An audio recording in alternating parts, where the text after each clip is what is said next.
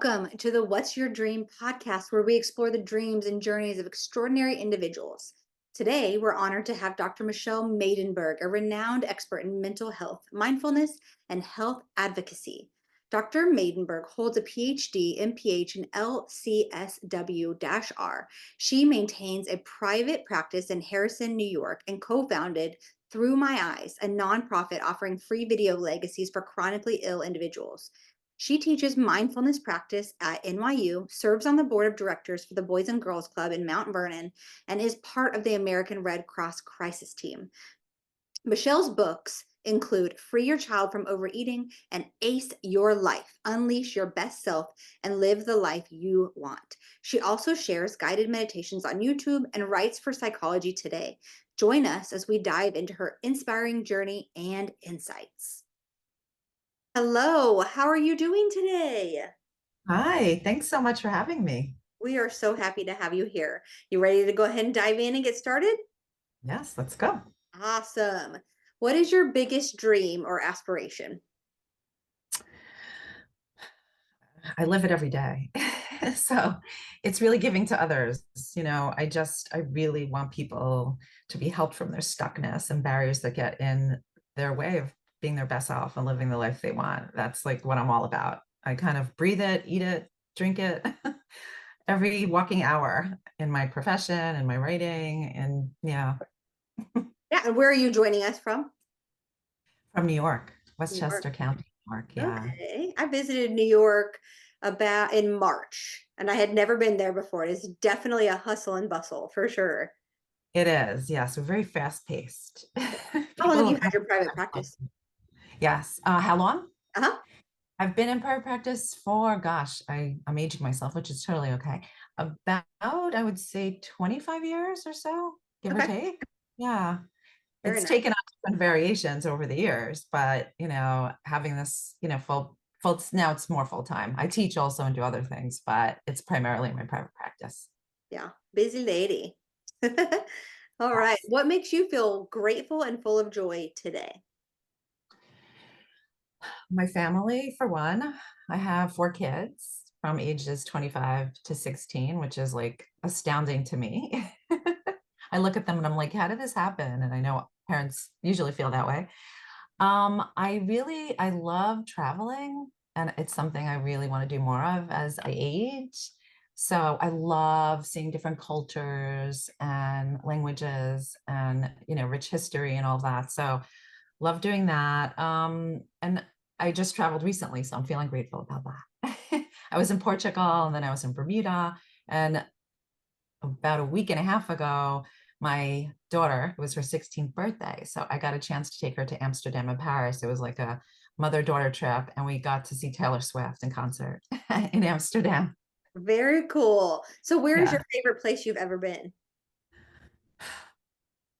That's a great question. I've been to so many great places, but I don't know. I have an affinity for Barcelona. I love Barcelona. I just feel it's so spirited, and Israel, actually. I feel like the people are so warm and lovely and friendly. And again, it's so rich in culture, and so both of those places, I think. Yeah. Yeah, very nice. What are the most significant lessons you've learned throughout your life, and how have they shaped you as a person? So that is my book. It's predicated, it's called the ACE method. It's predicated under acceptance, compassion, empowerment. And I feel like it is that, you know, really self-acceptance. And that's always been really hard. And I think over the past, I would say 5 years, more than ever, I see my transformation, and I saw it through my book, which led to a lot of more transformations actually that came to light and got highlighted as I was writing, which was, very momentous in terms of my relationship and all of that. Um, so I think it's really like life is so short. I see it every moment, with clients I work with, and how things happen on a dime, and how we really have to take every single moment is so precious. So I feel like living my life according to my values is one very significant lesson, which I try to practice, not always, perfectly. So one, living my life according to my values, and two is really being so present with the people that I'm with. Those two things. Yeah. Yeah. So tell us a little bit more about your book. Like what would a reader, what are they going to get out of it? What are they going to learn? So it's really what it helps with, because the publisher was kind of giving me a hard time and they wanted like a population that it's going to help with. And I was like, no, that's not what it's about. It's a method by which to live by. Yeah. So it, for me, it's based on acceptance, compassion, empowerment. And I feel like formatively, we need to know our neurobiology. We need to understand how our brains are formed and how they're wired and what our propensity is, what our barriers are, because there is so many of them that get in the way of us and our stuckness. So it's really around stuckness. Now, everyone has stuckness. I don't care who you are. It's actually universal across the world. And it could be relationship based, it could be habit based, it could be, whatever. And we usually have resources. We know how to get through stuckness, but we don't know how to sustain behaviors and patterns over time because our brain is wired always to repeat what's familiar and comfortable. And when I say comfortable, it doesn't mean that it is actually comfortable, but our brain takes the last, kind of the path of least resistance. It doesn't want to work hard. So it does, typically, repeat behaviors and patterns of behavior. So the first chapter is really on our neurobiology and our neurophysiology, and then the second one is on our values. So people try to convince me that they know what their core values are, and then when we do these exercises, they're like blown away because it really grounds you. It's like a guide for action. So every night before I go to sleep, I actually do a values about review, and I think about the values I've leaned into, the values I've leaned out of, and it's very empowering because I don't sit and beat myself up and say, oh, I was an awful parent, today. But I say, I didn't quite lean into my parenting values. Something got in the way today. Tomorrow, I'm going to really make an effort to focus on that.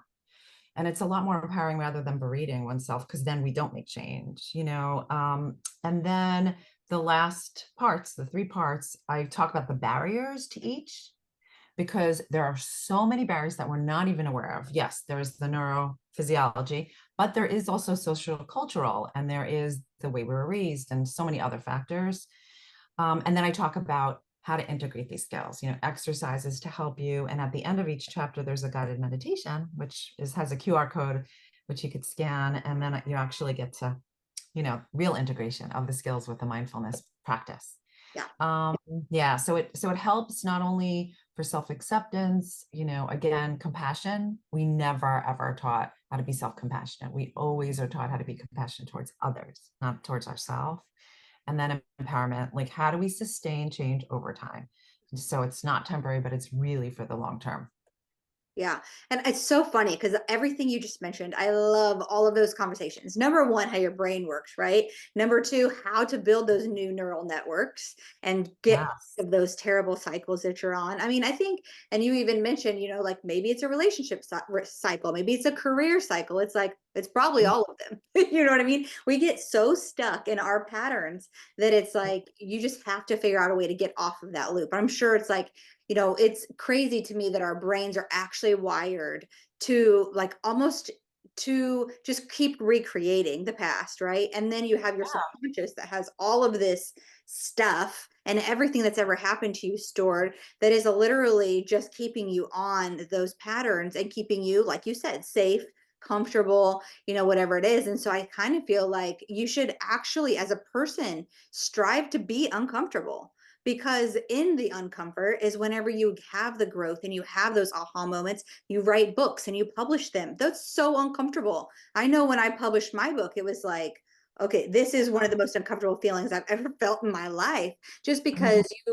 you tell so much story about yourself in those books. And I think people don't realize how much vulnerability that takes for an author to just put it all out there and just have the world reading it, but it kind of changed me into more of a vulnerable person, it just generally in life, and being more open to sharing and, having a podcast, right, where things come up. Yeah.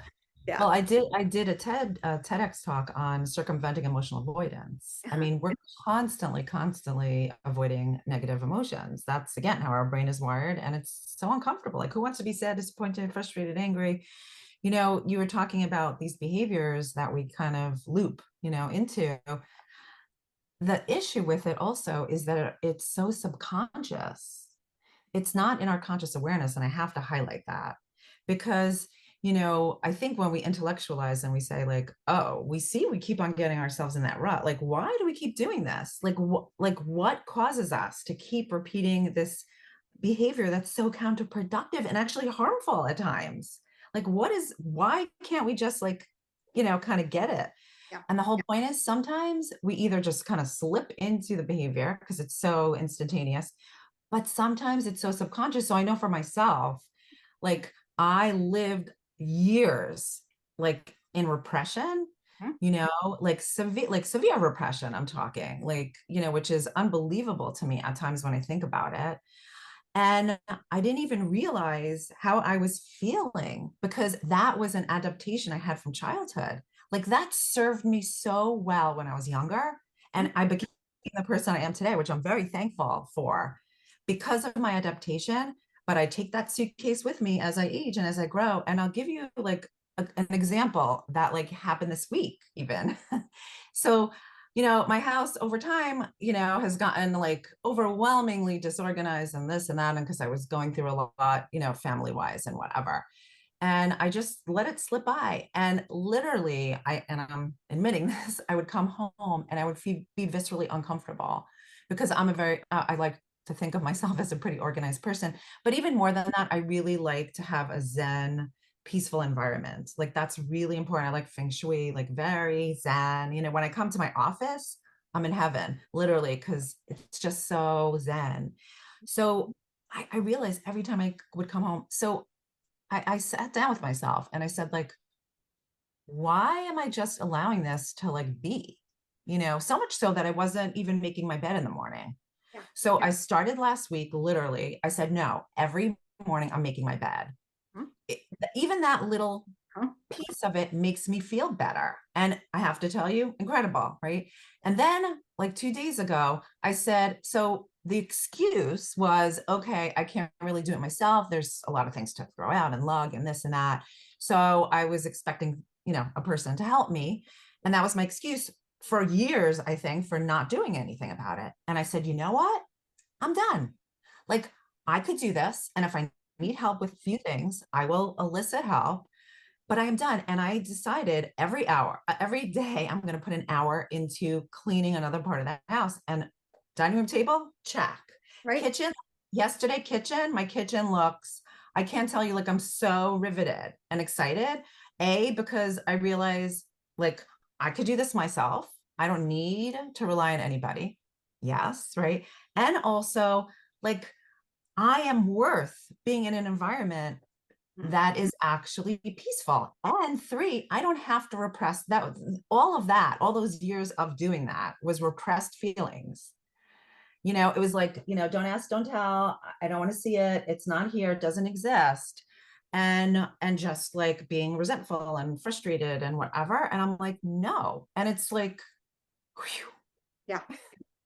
Yeah, making space for that, for the peace, right? That's kind of how I heard that one saying. It was like whatever your car looks like is literally what's going on in your brain. So if your car's a mess, everything that's going on in your brain is a mess. And it's amazing the difference whenever you have things clean and not cluttered, that it Yeah. makes just such a huge difference. So it's really interesting to me that your office is like exactly the way you want it. It's pristine, it's refreshing, it's heaven, like you said. And then you go home and you're like, where did all this crap come from?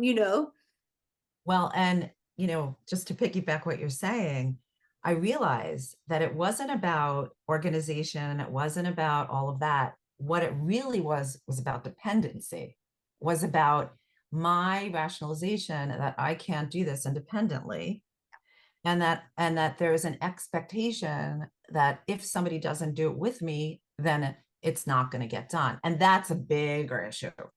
Yeah. That's a much, much bigger issue, which I have totally been working on substantially, for the past couple of years, that I don't need to depend on anybody. And I don't have to think that I'm ineffective, and I don't have to be insecure, and that's the little girl in me, Yeah. the little neglected girl who like vie just to have attention and somebody there to help and whatever. And if nobody was there, I was going to kick and scream, right? Until somebody would be there to help. Yeah. And I don't need to do that anymore. Yeah. Yay. Yeah. I always say awareness is key. It's like, we can Yeah. figure out these things about ourselves. We might stay stuck for even longer, right? Like you might go home tonight and be like, man, it's my house is a mess again. But it's like, as long as you like identify it and then figure out. And that's why I feel like, I'm definitely going to read your book because I absolutely love Yeah. all of that whole conversation. Because I think no matter what, I picture myself even at 50, 60, 70, 80, all these ages, there's probably still going to be things and these cycles that I'm stuck on that I'm going to have to become aware of and figure out. Because, like, as a child, it's so much. I love inner child healing. It is one of my absolute favorite things to talk about, to do.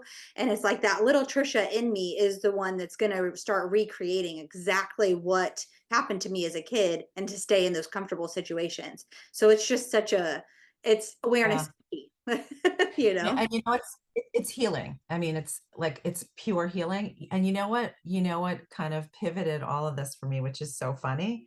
I went with my daughter to Amsterdam, Paris. Now I'm very directionally challenged, and I'm admitting it like completely.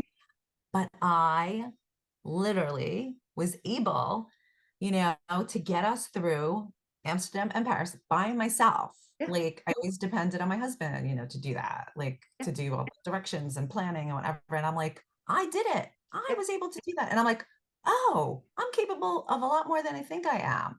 Like, no, it doesn't stop here. So even these little changes, when you're able to build your confidence, and that's really where it's at, right? A lot of I really believe in research and evidence-based practice. So like everything I write about is evidence-based, and you'll see my writing. It's like for the person who is interested in that, and also the person who wants more than that. Um, but yes, once you open that door and you see that window and you see that light and you build up this core, right? It's really your authentic self. Like my authentic self is an empowered, capable, like person. And it's funny because as you could see with me, right? In some areas of my life, which is my work and everything, like if like what I'm saying right now is actually going to be a surprise to people who know me and are listening to Mhm. this, Yeah. because they think in their mind the judgment is she has it all together, Yeah. you know. Because it's how we're So, supposed to be, right? yeah, Supposed to be. yeah, yes. So there are different parts of us. Also, there are different parts. There are parts that are more evolved and more developed. There are parts that still need more healing. We have to give, like, really pay homage to all of those parts. They all need our attention. Yeah. Yeah. It's amazing. I've been reading the books Conversations with God, and it's like opened my eyes to so many different things, and just to the like, we're here to discover who we truly are, right? Which is godlike, which is perfect, which is, using our imagination, the creativity and all of that. And it's so amazing to just kind of put all of that into perspective. And they're the most amazing books I've ever read in my life. And Mhm.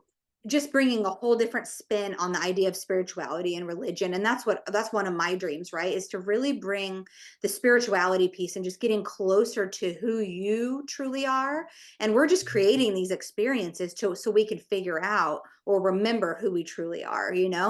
So it's super, super interesting, just the Yeah. whole And conversation you're on. And that's also very kind of trendy now, right? Because like it's referred to like the golden shadow if you do Jungian work, right? It's the Buddha nature, right? If you're kind of Buddhist, right? It's wholeness, right? And it's very funny because when I ask people, what's your perception about people? Do you believe people, are whole? Do you believe they're worthy? Do you believe, and they're like unequivocally, of course. What do you mean? And I'm like, well, why don't you apply that to yourself? Yep. Why are you left out of that? I don't get it. And they laugh. Yeah. Yeah. Very, very interesting. Humans. Oh, all right. What inspires you and motivates you to keep going even when faced with challenges? I, again, I really believe my mission in life is to help others. And I personally want to have an enriching life. Mm. I love like nature. and the beauty of the world and the beauty of people. And, you know, I have animals. I have 4 dogs actually. So I just believe that, you know, I do believe, you know, and it's a Buddhist precept, but life is full of human suffering. I do believe that. I do believe that each and every one of us has adversity. It looks different, it feels different, but it is the same ball of wax when it comes down to it. We suffer as humans. And, you know, suffering could be seen as something that's pronounced. It could be something that could be so incredibly detrimental and, you know, knocking the wind out of us. But I actually see it very differently. I see it as, you know, when you're facing challenges, you're building strength, you're building resilience, you're building your ability to cope and manage your life better. You're building your self-efficacy and your self-confidence. I know for myself, when I'm able to get through adversity, I'm building myself, you know, my self-compassion. It's like I could say to myself, gosh, that was really hard. And, you know, when you go through things like that, that really leads to suffering. Yeah. And that is really hard. And it doesn't mean that I have to whisk it away. And it doesn't mean that the issue has to change, because sometimes I don't have control over that. But I'm strong enough and I'm viable enough that I could get through whatever comes my way. And I don't have a choice. Yeah, exactly. It's like sit in it for as long as it needs to be sat in and then quit Yeah. suffering, right? It's like the whole idea, okay, what can I learn from this? What can I take away from this? And I mean, I believe the same thing. Life is full of suffering, but it's only full of suffering for as long as you want to suffer. You know, you have to flip that switch of, okay, I'm not going to do this anymore. Just like you were like, oh my gosh, how am I going to get around this unforeseen place with my daughter? And then all of a sudden you're like, I can do this. I've got it. There's no suffering involved here. You know, it's like you there for a minute, you feel sorry for yourself almost, right? And then you're like, nope, not going to do it. So I truly believe it is. Well, and in our travels, there was some glitches. Let me tell you. I mean, if I said and told you, then you'd crack up because like they were like only this happened. You know, my even daughter my says this only happens when I'm with you. Like this doesn't happen with anybody else. And I laughed and I'm like, but think of the memories that we have. Right. Like literally think of the memories. And then on the way back, I didn't realize it, but you know, we had like a stopover, a really long stopover. And initially and it was her birthday on that day. Mhm. And she was upset that we're like in the, you know, kind of traveling on her birthday. And I said, you know, like I felt bad for her and I felt sad, of course. But then I said, you know what? It gives me more time with her. Like once we get home, she's in her room, the door is closed, and I don't see her, you know, like Yeah. I have a few hours, whatever it is, you know. So it's perspective taking also. Yeah. Oh, absolutely. Yeah. I have teenage daughters as well. So I totally get it. All right. What do you hope to leave behind in the world as your legacy?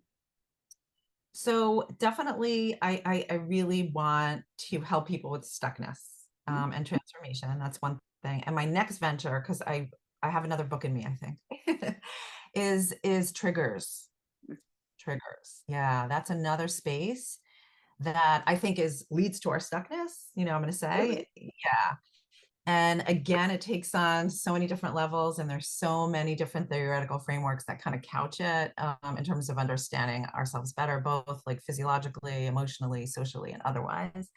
So that is, yes, that is my next venture.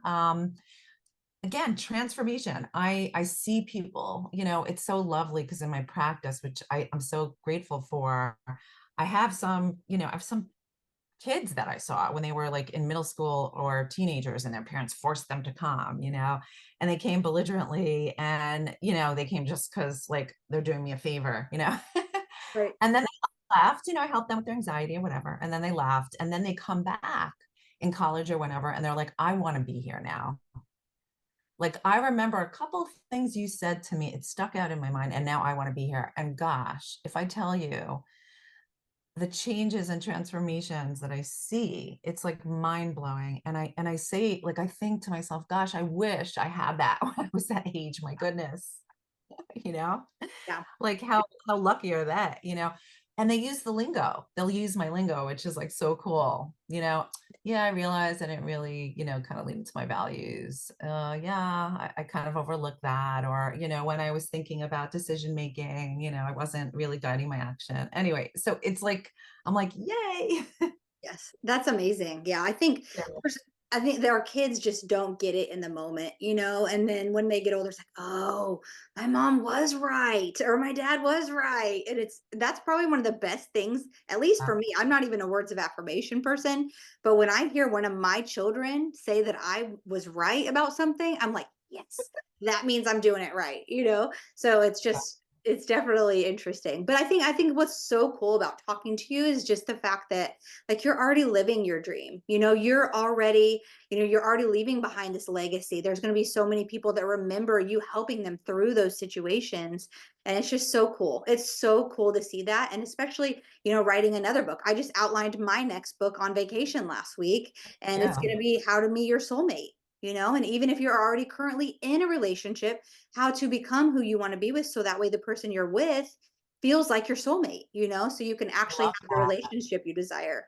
So I it's love that. but it took me being single for 3 years to finally figure out who I needed to become to meet the person of my dreams. So it's just, and And I'm on that path now too. yeah, So yeah, it's exactly. And you're traveling by yourself. I did the same thing. I took my daughters to Cancun. I went to Costa Rica by myself. I did all the things by myself. And I will tell you the two things that I hated doing by myself: going to the movies. I'll go uh to Costa Rica by myself, but I'm not going to the movies.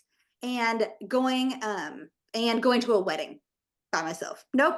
I will not go to a wedding. Well, I'm obviously I have somebody with me now, but it's like I don't think I would go to a wedding on my own ever I again.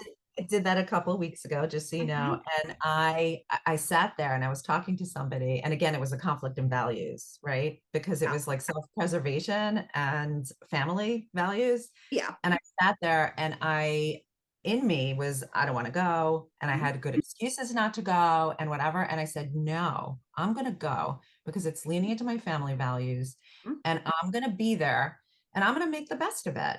And this is what I'm going to do. And I kind of planned it out in my head. I'm going to approach people and speak to them. I'm going to, when there's dancing, I'm going to dance with couples and be the third wheel. That's okay because I like dancing. Like, that's fine. And by the way, at the end of it, I was so happy I went. I So actually good. enjoyed myself. And I said again, I was like, I could do this. Yeah. Yep. Love it. Yeah. It's so funny. I mean, the things that bother you about those situations. Like your next book triggers, right? That was obviously a trigger for me to be by myself in that situation. So I just didn't like it. But yeah, definitely a good conversation.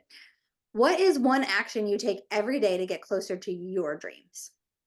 It's really the values, kind of assessment that I do. That and mindfulness. Mhm. I do mindfulness practice throughout the day. I try, again, I try with my meditative practice specifically. And then my mindfulness practice really is taking moments throughout the day Mhm. for mindful action and being in the present moment, whether it's like being cognizant when I'm brushing my teeth, whether it's having a conversation with somebody and actually being really present, hearing their voice, looking in their eyes, and also connecting to my emotions. So before, I'll give you an example. It happened when we were talking, actually. You said to me that I'm living out my dreams. Yeah. And when you said that to me, because I'm leaving a legacy, when Mhm. you said that, I literally, I felt almost tears well up, and I felt it at the gut. I was like, because I don't, of course I want to, but I don't think about that. I don't think about, gosh, I'm really doing this. Yeah. And when you said it, it was like a bolt of lightning, and I connected to it. And I took the moment, even when we were talking, because I was conscious of it, to feel the feeling and to acknowledge it in the moment. Like, she just said that to me. I appreciated you in that moment relationally, and I appreciated what you offered me as a gift, because to me, what you said was a gift to me. And I appreciated you in that moment. And also acknowledging myself and being proud of myself. So I really try to do that.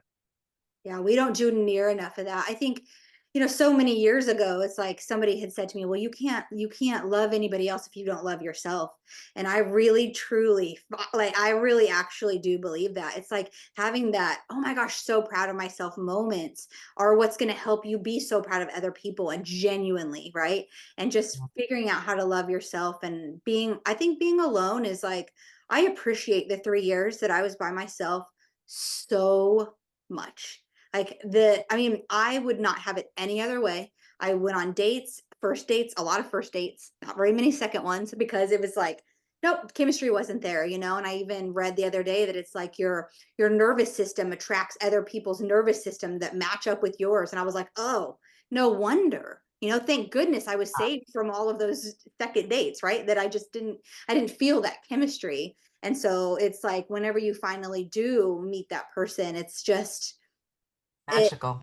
yeah, Yeah. very, very magical. Yes. And it's like, "Oh, Yeah. wow, I actually can manifest things in my life." That's right. And it's not only that, like you present that to the world, Mhm. your confidence, your aura, like who you are, and people feed off of that. It's like it's amazing. Yeah. All right. So is there anything else that you would like to share with the listeners today to so they can keep watching and keep listening? Yeah. So I publish a guided meditation every Thursday morning at 11 on my YouTube channel. So I invite people if they're interested in more mindfulness. I'm also a Psychology Today blogger. So by, the average monthly, I publish new articles. And about a week ago, I published one on self-compassion. Mm, So they're always, generally mindfulness based, but I do publish on various topics, on parenting, on something that's going on currently, kind of in the media. It really varies, but they're pretty thoughtful pieces. I'm going to say, they tend to have like a little bit of research attached to it because it's in Psychology Today. yeah. um, but they're generally mindfulness based. And then my book, Ace Your Life, and I'll show you what it looks like. It's my color scheme, but that's what it looks like. Oh, yes. It's Beautiful. my purple and turquoise, but it's Ace Your Life, Unleash Your Best Self, and Live the Life You Want. And I can't say it enough. Like every person out there is worth Mhm. being their best self. Yeah. Love it. Awesome. Well, thank you so much for coming on Yeah. the What's Your Dream podcast. And I am so excited to read your book and just follow up and listen to, the meditations. Meditation is one of the mainstays in my life. It is probably the one thing that I've done that has created the biggest difference in my entire life. So I love that you do that. Oh, thank you so much. It was so nice meeting you and hearing about your life too. Yeah. Awesome. Thank you. Yeah.